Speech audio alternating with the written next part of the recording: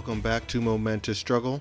Today we're looking at the Appetite for Destruction box, the one that includes General Grievous, Kraken, the droid Kraken, as well as the B2 battle droids. This is a unique box. We weren't expecting to see this one as early. It was initially delayed until the end of September. Luckily, so we're jumping in here with the General Grievous to start with. He's a very interesting character. We see him in the prequel trilogy. Primarily, that's the first time we see him for most people, as well as we have seen quite a bit of him in the Clone Wars animated series as well. He basically is a warrior who augmented himself over the course of his lifetime to make himself a much more effective fighting machine. And that's where we have him now. He has the 4 arms, as you can see, wielding all 4 lightsabers. He has been trained by Dooku to wield the lightsabers. So a very, very unique character. I'm really excited to see him in the game as well. So let's take a look at what his abilities look like and him as an overall character.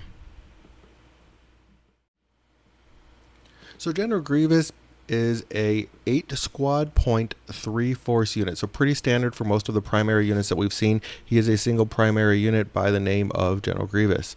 He has 11 stamina, 3 durability, and he does have the tags of Droid and Separatist Alliance, and he is from the Clone Wars era. So pretty straightforward as far as all of that. Most of this is pretty on par with what we've seen. Lacking in quite a few different tags. He only has the Droid tag and the Separatist Alliance tag. But I think he's going to be, the abilities that he brings is going to be where the money's really made with General Grievous here for sure. So he has one ability that triggers at the beginning of his activation. That one is called Onward.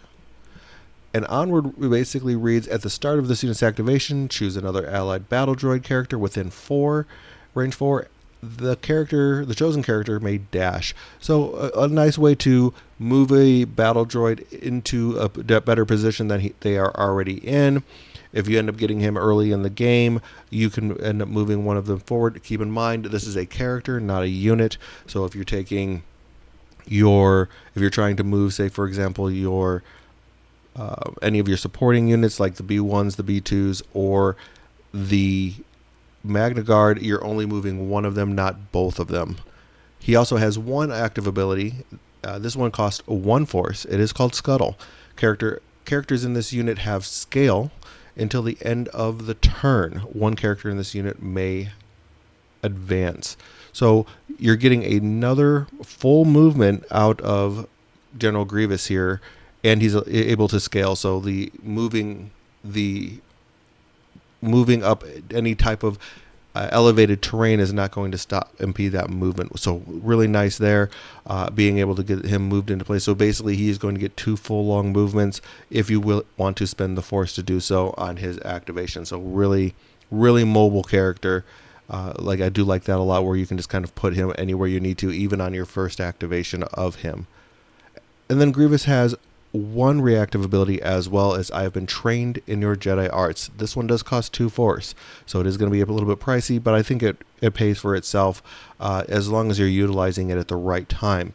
After a melee attack made by a character in this unit is resolved, so it's attack made by him, this unit may use this ability. Each enemy unit that has 1 or more characters engaged with the attacker, except the defending unit, suffers 2 damage. So he makes an attack. As long as there's other characters around him, other models around him that are not the defending character, you can use this ability to cause 2 damage. So you really kind of want to position him very well to where he's engaged with multiple units, so that you're able to take advantage of this. So you don't want to waste your force on this one if you're not going to be doing a lot of damage to multiple units.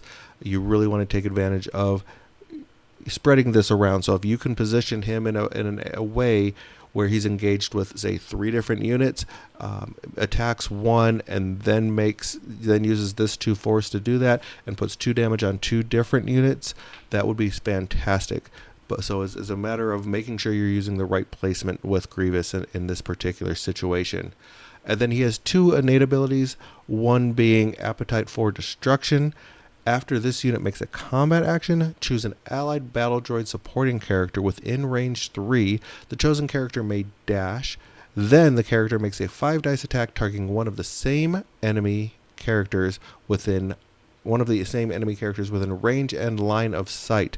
So you're going to want to keep the battle droids in a close proximity to General Grievous. So this kind of goes hand in hand with that activated ability of Onward, when you're to move them into the position so that you can use Appetite for Destruction at a later time. So there's a synergy within his kit right here that you really need to take a look at, and make sure that you're having your battle droid that you are potentially going to be making that attack with later to do that. So make sure your droids are in a good position there. And then the last ability is another fine addition to my collection. When a character in this unit wounds an enemy unit, after the effect resolves, that character may heal 2. Then if the wounded character is a Force user, refresh 2 Force. So yes, he can. I have been trained in your Jedi arts, cost 2, but if you can actually wound a Force user, then you can refresh 2. And keep in mind, there are some Force users now that are secondary units, so that we can definitely take advantage of that, where we're not having to take down a large primary. So now that Barriss is in the game, you can focus on her as well as a Force user, because it doesn't necessarily say you have to have a primary. So that wraps up his abilities. Let's take a look at his stance cards. So as a primary unit, we know that General Grievous is going to have 2 sides to his stance cards, and boy, are they long. I like it. I like the amount that he has on there. So General Grievous has, the first side that we're going to look at is Quad Arm Attack. This is a melee attack only, so he does not have range attack with this one. He does have an 8 dice melee, and it's 4 across the boards for his defense, melee, or range on this particular side of his stance card. Looking at a stance card, you can either go top or bottom. If you're going up the top route, you're only able to go 5 down the tree, but there is a lot of damage that he's putting out on this one. So you're looking at a total of 11 damage and a disarm on the top. So super amount of damage there if you're looking to go, if you're really just, I'm going to take somebody out as quickly and as powerfully as possible. That hits about everybody except for Vader. That I can think of off the top of my head. Looking at the bottom track, not as much damage. You're looking at only 10 on this side, but you do have 2 shoves and a reposition. So a lot of movement on the bottom track compared to the top. So you're able to do a little bit more damage on the top track, a little less, but you do have quite a bit of movement with the shove, and the reposition. On his expertise chart for his lightsabers and his melee, 1 to 2 is going to get you a critical and a regular hit. 3 is going to get you 2 criticals and a damage, and 4+ is going to get you 2 criticals and 2 damage. So pretty decent tree there. It's not as one of the best ones we've seen, but what we're really looking at here is just the pure damage output that he has on that top side. That's really what you're taking Grievous for, is just to sit there and get him in the middle of everything and just start destroying nonsense.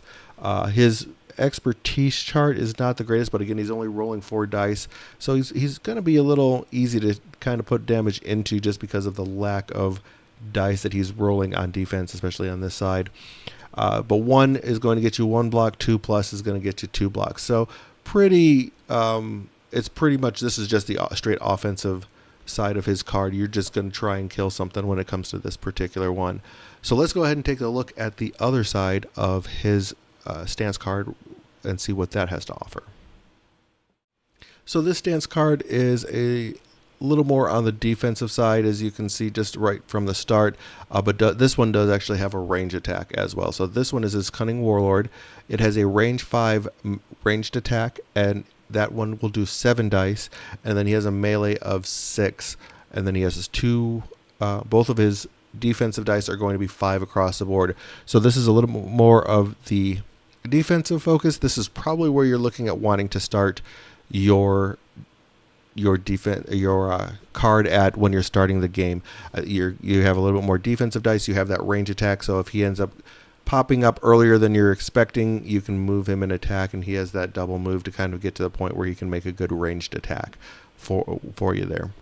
Looking at his tree, again, this is not the damage output tree that we're expecting, but it does have just one split again where you can go up top or down the center here. If you're going up top, you're looking at a total of 8 damage total that you can do there. It does have 2 shoves that way, as well as a pin and a jump. So a fair amount of movement that he has there with the 2 shoves and the jump.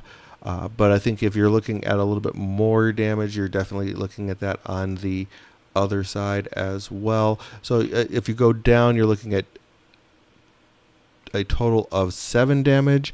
But you only get the 1 shove, but you do get a reposition, which is that full movement, and you also get 2 heals. So interesting card. I say you want to start on there just because of the defensive side of it and the ranged attack, but you're not going to benefit on the heal piece of it for sure if you're activating him early, but you can definitely use the jump to kind of get a little bit more movement. It's an interesting tree for sure. I think most people will probably be playing it on the other side where you're just going to be jumping in there and killing him, especially since he does get the way to use 2 long movements. He can pretty much get anywhere on the board he wants. As long as you're not activating him early, you're probably going to be able to put him engaged into combat, into melee combat pretty easily in the first activation you have with him. Looking at his expertise chart, he does have the DT-57 Annihilator Blaster with 1 to 2 expertise on that one. You're just getting 2 regular hits. 3 is going to get you a critical and a regular hit, and then 4+ gets you 2 criticals. So again, not the greatest expertise chart we have seen, but I think we're really not looking at this side all that often. We're probably not going to be on this side all that often unless we need to heal him for some reason. His lightsabers and his melee, 1 to 3 is going to get you 1 critical and 1 regular hit, and then 4+ is going to get you 2 criticals and 1 regular hit. He does have a pretty decent expertise chart. It's an interesting one for sure. On the defensive expertise, 1 to 2 is going to get you to reduce that critical to a normal hit, and then you also get a dash out of it. 3+ gets you a block, another a reduction from the critical to a regular hit, and a reposition. So again, more movement out of him on that expertise chart, which is pretty interesting as well. So I do like a lot of the movement shenanigans that he has going on. And again, looking back at his chart, and especially on the more offensive side of the chart, the quad arm attack side, really does get some really good stuff going on there. I mean, that's really where I think you're going to be getting the full use out of General Grievous is when you're just being able to put in 8 damage into somebody, and then afterwards use that the I have been chained in your Jedi arts for 2 to just put additional damage into any surrounding units. So he's really just a jump into combat, start swinging those lightsabers type of a character. I think that's really where we're going to be seeing Grievous make his money for sure. But that wraps up Grievous. Let's go ahead and take a look at the secondaries that he has coming with him, and that is going to be Kraken. So Kraken is another super tactical droid that we are going to be seeing in play. He comes, this one in particular, as well as going to be coming with the B2 battle droids. So we have some new droids coming with us, as well as Kraken. Kraken I don't think is going to be as amazing as we have seen Kalani be, but he definitely has some upbeat to him, and there's some positive to him, and we're definitely going to take a look at what that is starting right here. So here we have Kraken. Kraken is the super tactical droid, similar to Kalani, but not quite as good, and let's take a look at why. So Kraken comes with 4 squad points, 0 force, 10 stamina, 2 durability. He is a secondary unit with the tags of Battle Droid, and Separatist Alliance, and he is Clone Wars era. So overall, pretty good line of there as well. I mean, that's pretty on par for what we've seen for a lot of the secondary units. He is 4 compared to Kalani, who is 5. But Kalani has an activated ability that is a lot stronger than the activated ability that we see for Kraken. And that one is Do Not Let Them Escape. So at the start of this unit's activation, you may choose this unit or an allied battle droid supporting unit. Each character in the chosen unit may dash. So with this one, compared to Kalani's, Kalani moves all of the battle droids within range 4, where he's only going to be moving one character. So not even both battle droids, if you were to have like a B2s with him or the Magna Guard with him or whoever, you're not moving both of them. You're only moving one. So it's really not nearly as great, where Kraken, if you have him in the right position, is moving 4 droids. He's only moving 1. So like I said, not quite as good, but still movement out of activation is always a positive thing to have with the characters. He also has one active ability. It is called Tactile Network. This one costs 1 force. Choose another allied battle droid character within range 4. The chosen character may dash, then may gain Hunker, remove 1 condition from itself, or make a 5 dice attack.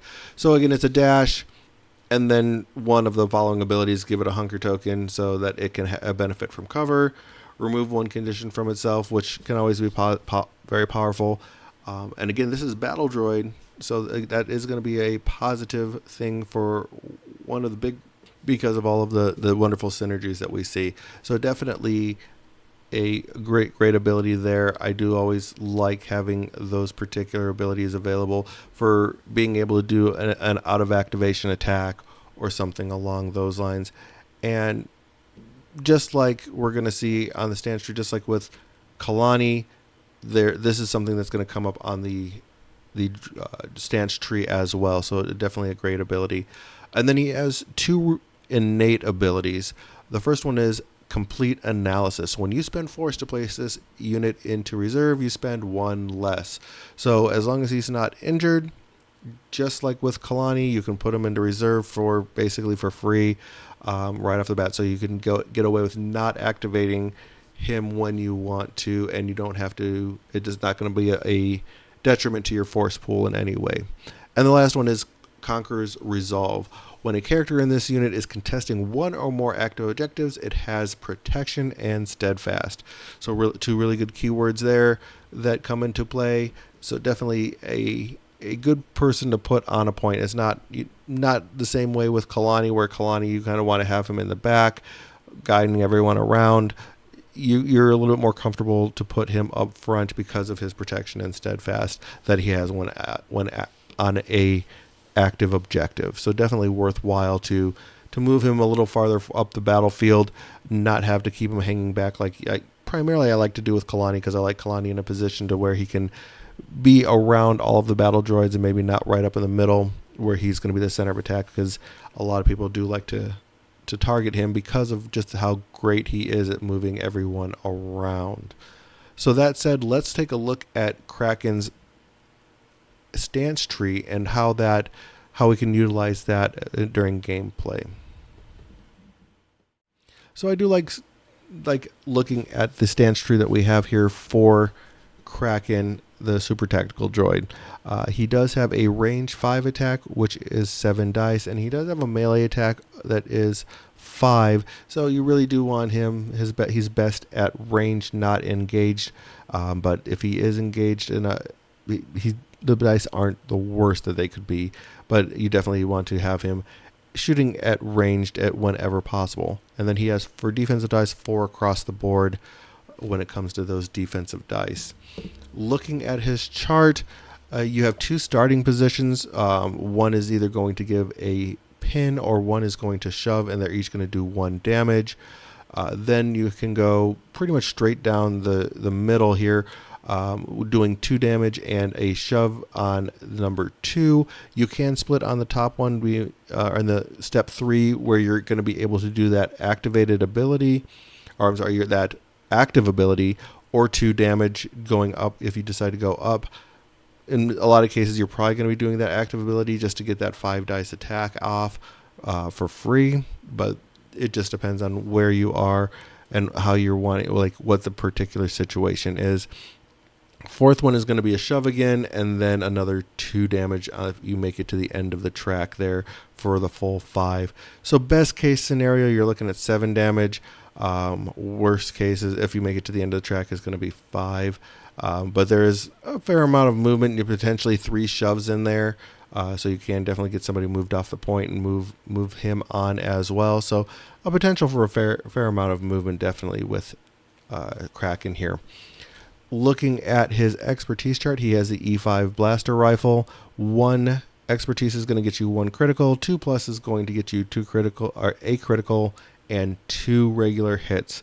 So a decent one. You don't really want to get over 2 expertise in most cases because I don't think it's going to benefit you much to do it that way. But definitely something that's there for you. In melee, he has bash. 1 to 2 is just going to get you 1 hit. 3 is a critical. 4 plus is 2 criticals. So again, not the greatest expertise chart when you're looking at a melee, but again, even looking at the dice that he has, you really don't want to be in melee anyway. You want to be out in range. And then self-preservation for the defensive expertise chart, 1 to 2 is going to get you a block. 3 to 4 is going to get you 2 blocks, and if you have 5 plus, it's 2 blocks and a reposition. So pretty good movement, but it's going to be pretty rare that you're going to have 5 expertise on a defensive roll when he's typically only rolling 4 dice. So you're going to have to actively be seeking cover in order to sit there and be rolling the extra dice to even potentially get to that 5 plus. So going to be pretty rare that you're even going to be seeing that many expertise on there to begin with. But that is Kalani's stance tree. Let's take a look at our supporting units. And the first thing you're probably going to notice just looking at these B2 battle droids is they're probably going to be a little bit easier to put together than those B1 battle droids that everyone was so happy to sit there and put together out of the core box. So overall though, I mean, I do think that they're going to hit a little bit harder. They're going to be a little bit better than the droids that we've seen in the past. Something a little different. I think everyone that plays droids is very excited to see something new, something exciting coming out, a new type of clanker for us to sit there and put on the battlefield for sure. Let's take a look at what they have to offer us as far as abilities are concerned. So here we have the B2 battle droids. They are a 4 squad point character unit, I should say, with 0 force, 8 stamina, 2 durability. They are, like I said, a supporting unit with 2 models. They do have the tags of B2, Battle Droids, Droid, Separatist Alliance, and Trooper, and of course our Clone Wars era. So this is the first droids that we've seen that are not 3 cost. So it's nice to have a 4-point cost droid coming into play for the first time. So something that we can put in there and play around with a little bit differently. So nice to see that with a more typical 4-cost supporting unit for the droids that we've seen, like say for example with the Mandalorians. All the Mandalorians are 4-cost supporting units. So nice to see that we're getting a 4-1 in there. Hopefully we're going to see that here, that they hit a little bit harder than the 3s do. Now they do have 3 abilities that we see right off the bat here. The first one and only active ability that they have is called Relentless Advance. This is going to cost 1 force. Each character in this unit may dash, so a good amount of movement that we're going to see out of these guys for that 1 force. And that is the only active ability that they have. They do have 1 reactive ability as well called Saturation Fire. Again, this is going to cost 1 force. When a character in this unit targets an enemy character that is contesting 1 or more active objectives with an attack, this unit may use this ability, add 2 dice to their roll. So you really want to pick your targets here, but adding 2 dice to your attack roll is definitely pretty solid. I do like this, and doing it for 1 force is something pretty good to begin with. So you just making sure you're picking your right targets, make sure that you are picking somebody that isn't actively contesting a objective, and you should be good to go. But I do like this one. And the last ability that they have is their innate ability of Enhanced Blast Armor. Characters in this unit have protection. So we're seeing a lot of protection coming out now. That's definitely a new keyword, or a more common keyword that we're starting to see in a lot of the units. I do like it. It does add definitely an extra layer to what we're playing with here and how to give a little bit extra durability to these models. So that's basically all of the abilities that we see for the battle droids. Let's take a look at their stance card. So I do like this one as well. Looking at their stance card, we're looking at a range attack of 5 with 6 dice. So a range 5 ranged attack, 6 dice we're pumping out there. Melee, they're doing only 5 dice as well. So again, these are just like most of the droids and most of the stuff that we're seeing with the Separatist Alliance. A lot of them are not like wanting to be engaged in combat. You kind of want to throw Grievous up front if you're going to be running him, and kind of letting your droids and your tactical droids, your super tactical droids, kind of hanging back a little bit, just pumping out a lot of fire. So you're looking more of a gunline style of team when you're playing your droids for sure. So for defensive dice though, at range 3 in melee. So again, another reason to keep them back is they're going to be a little bit more durable, throwing a little bit more dice defensively when they are not engaged in melee. Looking at their tree, they have a total of 6 that they can go down, and looking at the end of their tree, that's definitely why you want to use that ability that they have to add those 2 dice. So this is where the the saturation fire really is going to come into play, is when you're making those attacks so that you can try and take advantage of getting all the way down this tree. So looking, if you were to go straight down the middle of the tree, you're looking at a total of 9 damage that you can in total put out on these guys if you get all the way down their tree, along with 2 shoves and an expose. So really good total damage that you can get out of these guys. And keep in mind, you're rolling 8 dice if you take that pay that 1 force to get them attacking someone on a active objective token. So pretty decent there. If you do decide to go the bottom route, you're looking at a little less damage. It's only going to be 8 because you're. Oh, I'm sorry. I am not correct there. You're going to still get the total 9 damage. Instead of 2 shoves, though, you're only going to get 1 shove and a reposition. And instead of expose, you're going to get a pin. So definitely a pretty good way to go. I think you're getting a little bit more movement if you are not needing to use a double shove to push someone off the point. It's definitely worth probably going that bottom route because you get a little bit more movement if you want to move them into a better location.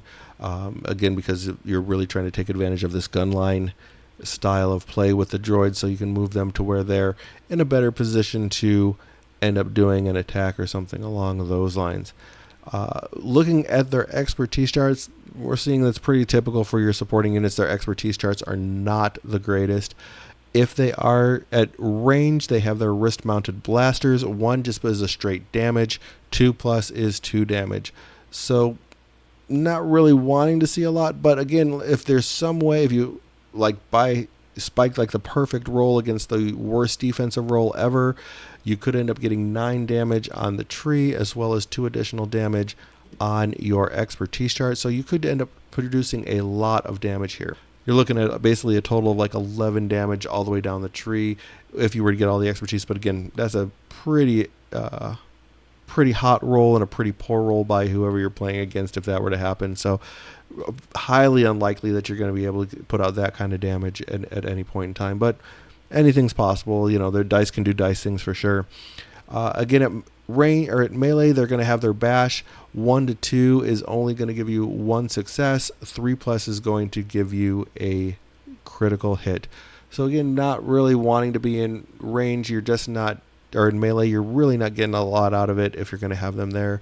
They have armored shell on their defensive expertise chart. 1 to 2 gets you a block.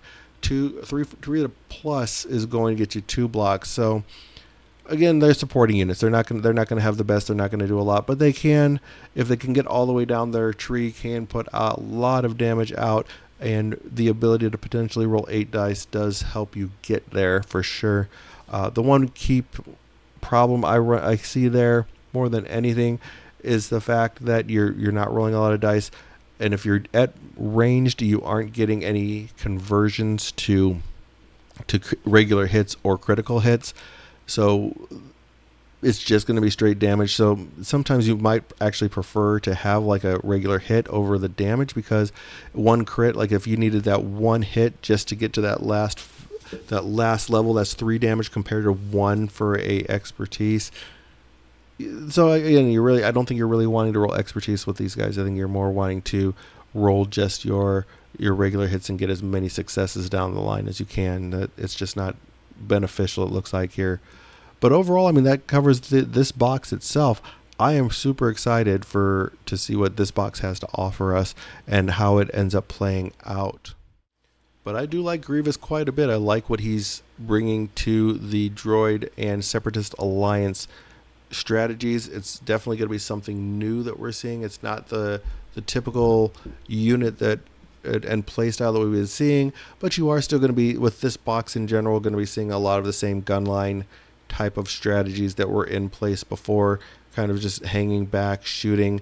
At least that's how I've been playing the droids, is definitely with trying to stay back, gun lines, unless I really have to go up and take a point. And sometimes that's just what you have to do in order to stay in the game, is send those droids forward to sit there and make sure that you are taking a point, taking control of a point, or maintaining a point on that center line. So you really kind of, because unlike MCP, it's not about just shooting everybody and trying to wipe them off the table.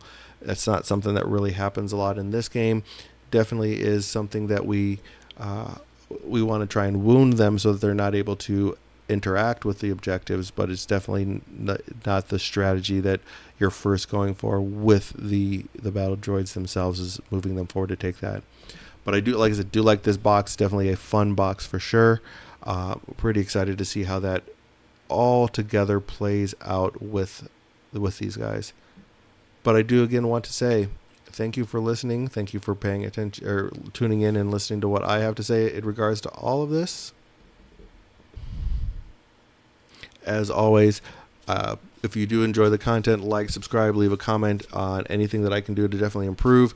I definitely want to provide the best content for you guys, and actively working to try and improve every time that I put out a new video for you. So like, subscribe, hit that bell for any future releases that are coming out. But again, thanks for listening, and may the Force be with you.